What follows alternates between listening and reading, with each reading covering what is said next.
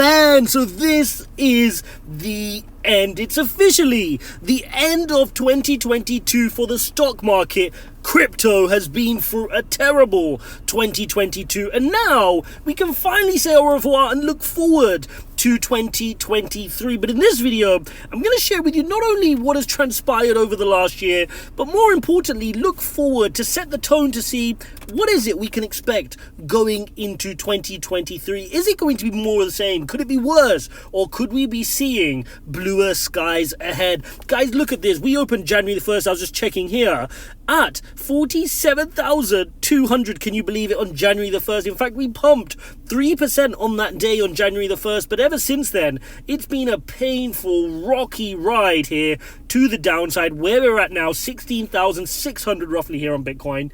And let's be honest, not a lot of people expected it. I remember at the time, people thought this is just a small correction down to 46, 47 before we go into a super cycle. Many people at the time we're talking about the fact that we're going to nullify somehow this 4-year cycle on Bitcoin and suddenly go straight into our next bull market. Obviously, that wasn't the case. We know people offloading their bags. We know that long-term holders were trimming positions, and we naturally entered this bear market, which we're in right now. But let's take a look at some interesting data, because the traditional markets have now closed. Bitcoin obviously has another set of hours yet left until 2023 commences. But what I wanted to share with you was some very important insights, just to kind of weigh in on what exactly we experienced. Because one thing we need to understand, particularly as a crypto community, is we're always deemed as this kind of outsider group, right? Those people who believe in crypto, oh my god, they're falling for these scams, like, why are you investing in crypto? You should be in stocks, you should be in bonds. Now, you got to remember, I'm from traditional finance. My bread and butter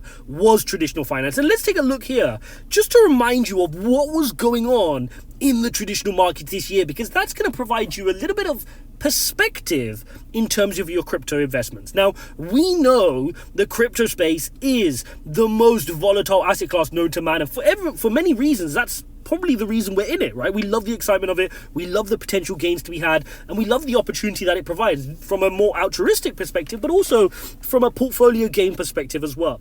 But let's take a look at this. The Dow Jones finished 8.78% down for the year. This is the most stable blue chip companies in the entire world, down 8.78%. This is where you're supposed to put money if you don't want to lose it, right? 15% on the last quarter we just had. S&P down 20% this year. Nasdaq down 33%. This is the growth stocks, right? This is what we're most correlated to. But remember, crypto, Bitcoin, and obviously all coins are supposed to perform much worse than this, and indeed we have throughout the year. But to give you perspective, this now marks the worst year for traditional markets since 2008. And I've been trying to prepare you guys for what it could mean for Bitcoin to prepare in a recession. If you've not watched my videos breaking those down, guys, I urge you to go watch them. I made a couple of videos around the recession and how to prepare.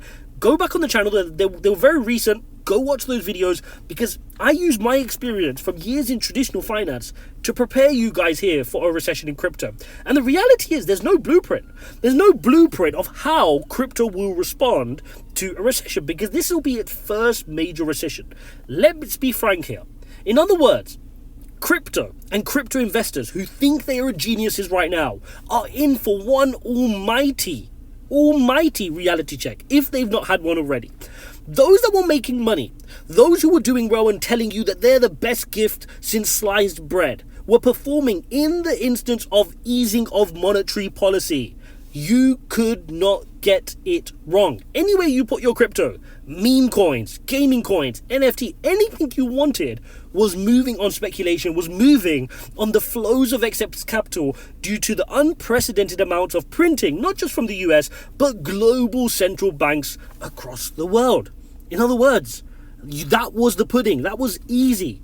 Now it's a reality check. Now things are different. Now central banks across the world have engaged upon tightening, on reducing their balance sheet purchases, on increasing interest rates to tighten economies to bring inflation down. And we've seen that even Japan, the country which is always keeping negative interest rates to encourage spending, want to bring back spending. We made a video on that, right? If Japan are starting to think about increasing interest rates, this is a problem. This shows that this inflation issue is not necessarily transitory and is more entrenched than we thought. And that brings me on to 2023, because this narrative is going to continue. If we look at the narratives that have led to our demise here in 2022, it was firstly that the fight against inflation and increasing interest rates and moving from a very long 14-year boom market. Let's face it, 14-year boom market since 2009 crisis.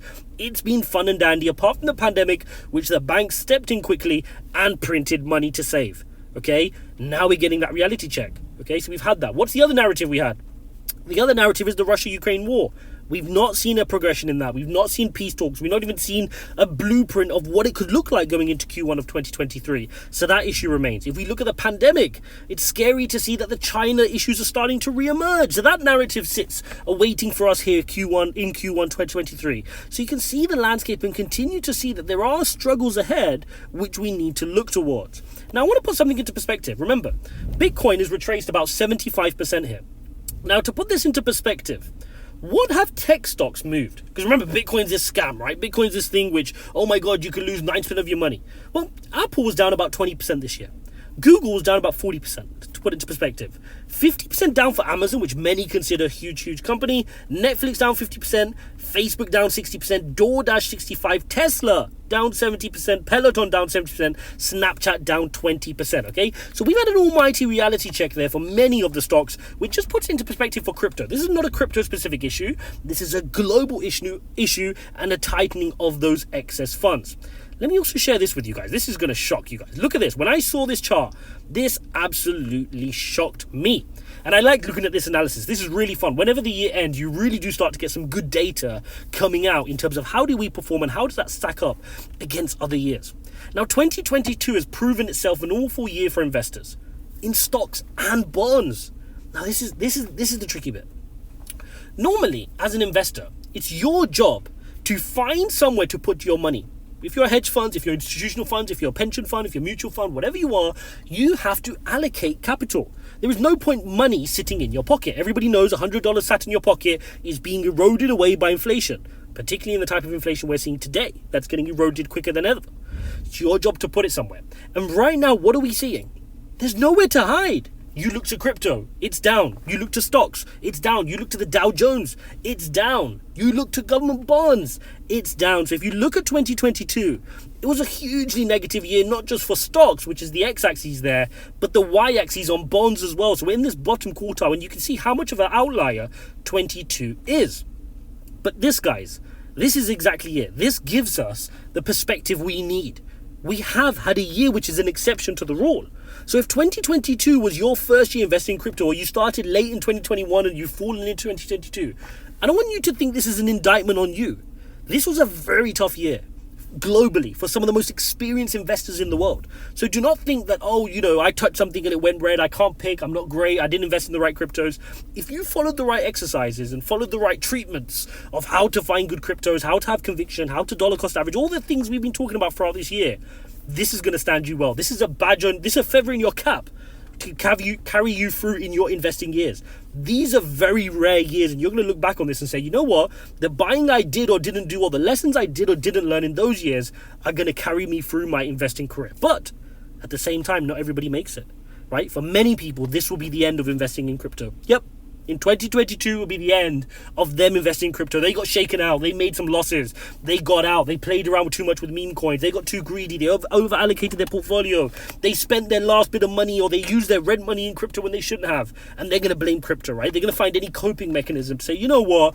Maybe I'm just not made out for it. I don't want to do the learning. Investing isn't for me. Maybe I'm not smart enough. Or maybe, it's just a scam. They'll find some sort of coping mechanism, but they just won't invest ever again in crypto until the next bull market gets them excited again. But for those who want to stay, those who want to navigate this space, this is the learning you've got to do. And it's always proven.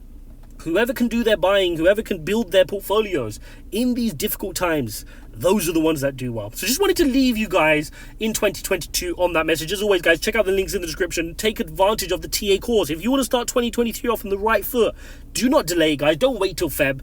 January, learn TA. It won't take you long. It's a course. It's free. It's worth thousands of dollars, guys. It won't be free forever. jars.uk/TA. Start your year off right. Learn technical analysis. You're going to need this throughout the year. I'm going to be making videos with you guys. We'll be navigating this space together, and there will be more pain.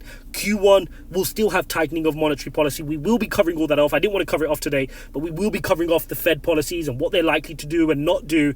We will cover that off throughout the year. But for now, I just wanted to park that there and just share with you that, look, guys, it was a really, really tough year. stocks and bonds shed more than 30 trillion in a brutal 2022.